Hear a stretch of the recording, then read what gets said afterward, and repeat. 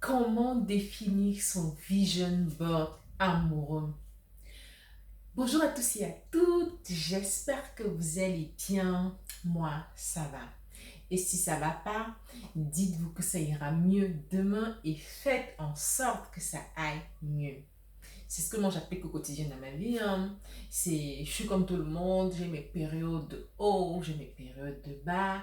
Et quand ça va pas comme je veux, je me donne les moyens que je peux à mon niveau pour que ça aille mieux. Je passe à l'action afin d'atteindre mes objectifs définis. Pour les chrétiens, après Dieu, nous sommes les co-créateurs de notre vie. Il est important que chacun de nous prenne conscience que il a du pouvoir sur sa vie. Après Dieu, je précise pour les chrétiens qu'il lui, il a un pouvoir sur sa vie et battre, qu'il peut se battre au quotidien, passer à l'action, mettre en place des actions nécessaires afin de pouvoir réaliser les objectifs définis. Je suis Nelly, coach en relation amoureuse. J'accompagne les femmes, les mères célibataires prioritairement, particulièrement, afin qu'elles puissent choisir le partenaire idéal pour elles, pour créer une relation pérenne, enrichissante, épanouissante de couple, tout en préservant leur relation avec leurs enfants. Si tu es nouvelle sur ma chaîne, n'hésite pas à t'abonner afin de ne rien rater des pépites que je te prépare sur le bien-être sentimental. Parce que nous tous, à un certain âge, on a toujours des problématiques sentimentales à résoudre. En l'occurrence, moi également, j'en ai eu. Si tu as regardé mes anciennes vidéos, tu vas plus en savoir un peu plus sur moi, sur ma rupture amoureuse, sur comment ça s'est passé, sur tout ce que j'ai vécu, comme j'étais maman célibataire et ce qui m'a poussé à devenir love coach également. Donc, n'hésite pas à regarder mes précédentes vidéos. Je te mettrai le lien de quelques en barre d'infos. Et voilà. Et aussi, n'hésitez pas à partager les vidéos. N'hésite pas à partager les vidéos si elles t'édifient et que tu penses qu'elles peuvent édifier d'autres personnes. C'est en partageant qu'on reçoit plus, qu'on aide plus. C'est comme ça qu'on grandit. C'est comme ça qu'on s'épanouit également. C'est comme ça qu'on œuvre également à contribuer au bonheur des uns et des autres. Et par conséquent également au sien en parallèle. Alors, pour entrer dans le vif du sujet, comment créer son vision board? Pourquoi je parle toujours de vision board amoureux? C'est comme tout dans la vie. C'est comme un plan d'action. Quand on a un objectif à atteindre, il faut se définir un cahier de charges. Il faut se définir un process à suivre. Comme la cuisine par exemple, il faut se définir une recette de cuisine, suivre les étapes, savoir ce qu'on va mettre, à quel moment on va le faire. C'est un peu pareil pour un vision board amoureux. Donc, simplement un tableau de visualisation si tu es à la recherche de ton partenaire idéal. La première des choses que je recommande toujours aux personnes qui m'approchent, c'est vraiment et que j'ai appris lors de mes formations, c'est vraiment de se connaître d'abord soi-même. Demande-toi qui tu es, quel type de personne tu es, parce que nous sommes tous différents.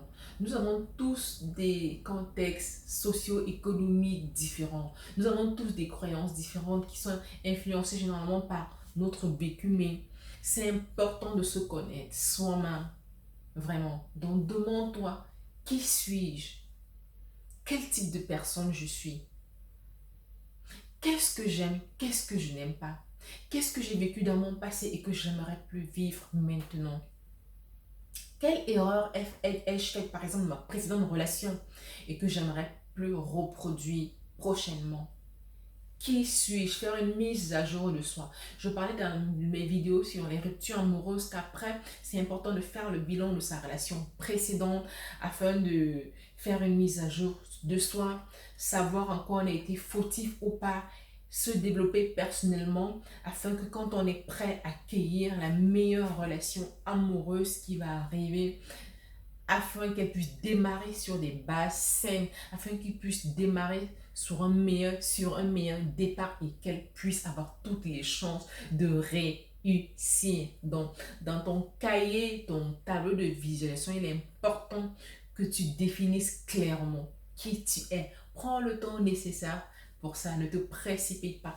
prends le temps nécessaire pour ça. Si tu as besoin d'un coaching privé, d'un accompagnement pour ça, n'hésite pas à me contacter inbox. On en parlera sur ta situation particulière parce que si dans une vidéo, je ne peux pas tout définir clairement. Je vous donne les principales clés. Je vous parle de manière générale, mais comme je ne vous maîtrise pas, comme je ne vous connais pas et on ne se connaît pas particulièrement, les coachings privés, c'est fait pour ça. Donc, n'hésite pas si tu as besoin. Sinon, tu peux y arriver également avec les vidéos que je fais. Tu peux y arriver également. Mais si tu veux aller plus loin, ce serait mieux, si possible, de prendre un accompagnement.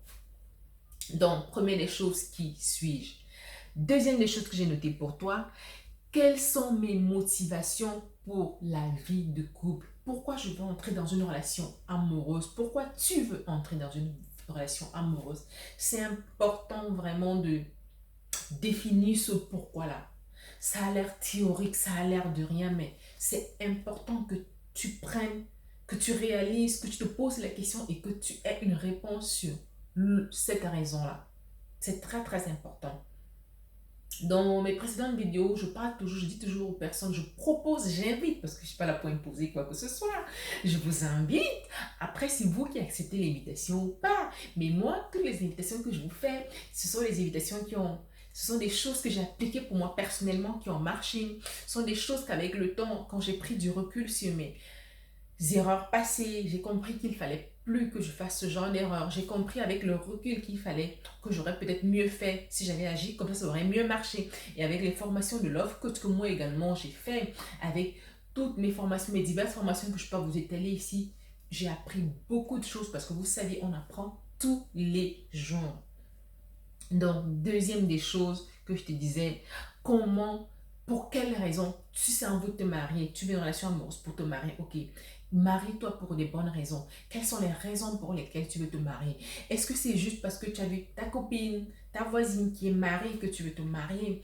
Est-ce que c'est parce que tu sens que oui, je m'aime suffisamment, je suis déjà assez heureuse toute seule et là, j'aimerais partager mon bonheur avec un homme. C'est ça, il faut que je te pose la question. Ne te dis pas que c'est un homme qui va te rendre heureuse, non. C'est important que tu sois heureuse d'abord déjà, tout seul. Et puis, un homme, il a un besoin comme toi, tu es un homme. Je pense pas qu'un homme aimerait. C'est pas tous les hommes qui sont là pour rendre une femme heureuse. Un homme, il aime quand une femme est déjà heureuse et c'est que non, avec elle, je pourrais aller plus loin.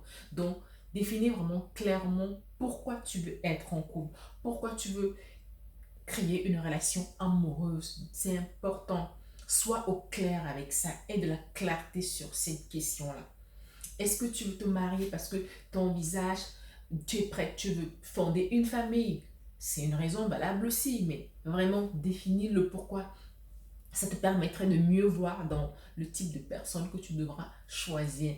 Ça te permettra de définir clairement ton partenaire idéal pour toi. Donc, vraiment, ça c'est très très important.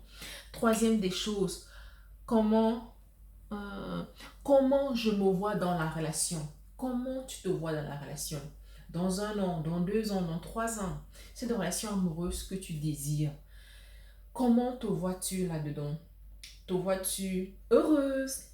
Te vois-tu épanouie? Te vois-tu en train de partager des moments de bonheur avec ton mari, ton fiancé? Te vois-tu vraiment en train que vous ayez créé, fondé une famille, avoir plusieurs enfants? Si tu es maman célibataire, te vois-tu tes enfants de ta précédente union créer? Vois-tu qui puisse avoir un lien privilégié entre ton futur partenaire? Si ton futur partenaire, il a également des enfants, vous allez forcément créer une famille recomposée. Comment te vois-tu vraiment? Comment te projettes-tu dans la relation avec vos enfants? Vos enfants. Donc, ça, c'est très, très important. C'est quoi ta relation amoureuse de rêve? Comment la définis-tu? Comment l'envisages-tu vraiment? Sois au clair sur cette question-là. Quatrième des choses que je t'ai notées, c'est vraiment quel type de personne souhaites-tu rencontrer?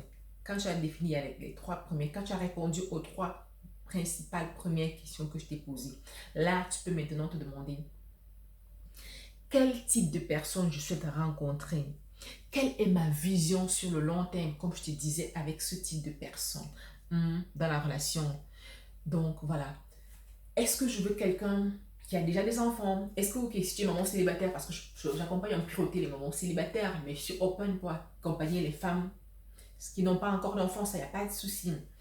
Est-ce que, comme tu as des enfants, par exemple, en tant que maman solo, tu aimerais plus quelqu'un qui n'a pas d'enfants ou forcément quelqu'un qui a déjà des enfants parce que tu penses qu'il a une expérience avec les enfants, parce que tu penses qu'il a une expérience de le fait de vivre seul, avec d'éduquer seul les enfants, ce que c'est, et que tu penses que vous pouvez vous compléter. Vraiment, quel type de personne veux-tu? Ou ça peut être tout simplement l'inverse. Je te dis, ok, moi j'ai déjà 2 enfants, je préfère quelqu'un qui n'a pas encore d'enfants, peut-être parce que déjà on en aura d'autres, peut-être parce que je veux peut-être pas forcément m'occuper de beaucoup d'enfants. Vraiment, c'est toi qui sais ce qu'il y a de bien pour toi, ce que tu pourrais supporter sur du long terme. C'est toi qui sais ce qu'il y a de mieux pour toi. Donc vraiment, sois au clair avec le type de personne que tu voudras rencontrer, avec le type de personne que tu voudras, avec lequel, laquelle tu voudras créer une relation amoureuse, pérenne, enrichissante et épanouissante. Donc voilà les trois principaux points autant pour moi que je voulais que tu définisses, qui sont importants à définir dans ton vision board amoureux. Définis qui tu es concrètement, connais-toi toi-même pour pouvoir aller plus loin. Deuxièmement, quelles sont les motivations pour quelle est ma vision à long terme de la relation? Quel type de personne? Donc, vraiment, c'est principalement ça. Si tu as besoin d'un coaching privé, n'hésite pas à me contacter en privé pour que nous puissions voir clairement ce qu'il y a de mieux, que je puisse t'aider à vraiment définir cela clairement pour toi. Parce que c'est important vraiment, comme je dis toujours, de créer de bonnes bases pour sa relation amoureuse, d'être au clair avec soi, de s'aimer d'abord soi-même, de se connaître soi-même afin de pouvoir mieux préparer sa relation amoureuse. C'est comme tout dans la vie, c'est important d'avoir de la clarté sur ce qu'on veut vraiment, sur ce que tu veux vraiment, sur ce que je veux vraiment, d'être au clair avec ça afin de pouvoir naviguer bien et pas naviguer à vue. Donc voilà. N'hésitez pas à me dire en commentaire ce que vous pensez de la vidéo, ce que vous en avez pensé, comment vous vous préparez pour rentrer dans une nouvelle relation amoureuse ou comment est-ce que vous visualisez votre relation amoureuse tout simplement. Si elle vous a plu, n'hésitez pas à la liker, à la partager et afin d'aider un maximum de personnes. Et si jamais vous avez besoin d'accompagnement ou d'aide de coaching privé, n'hésitez pas, je vous mettrai le lien en barre d'infos pour que vous puissiez réserver votre créneau de séance découverte offerte afin que nous puissions mettre en place les solutions pour votre problématique sentimentale. Donc, c'était ça, c'est important vraiment. Je vous le dis toujours sur cette chaîne. Vous pensez à votre santé physique, votre santé corporelle, votre bien-être corporel. Pensez également à votre bien-être mental parce que ça compte aussi, ça joue également parfois sur le physique, on ne se rend pas compte. Et plus on y prend soin, plus on est mieux, plus on est épanoui, plus on va mieux, on va mieux. Donc, c'est très, très important.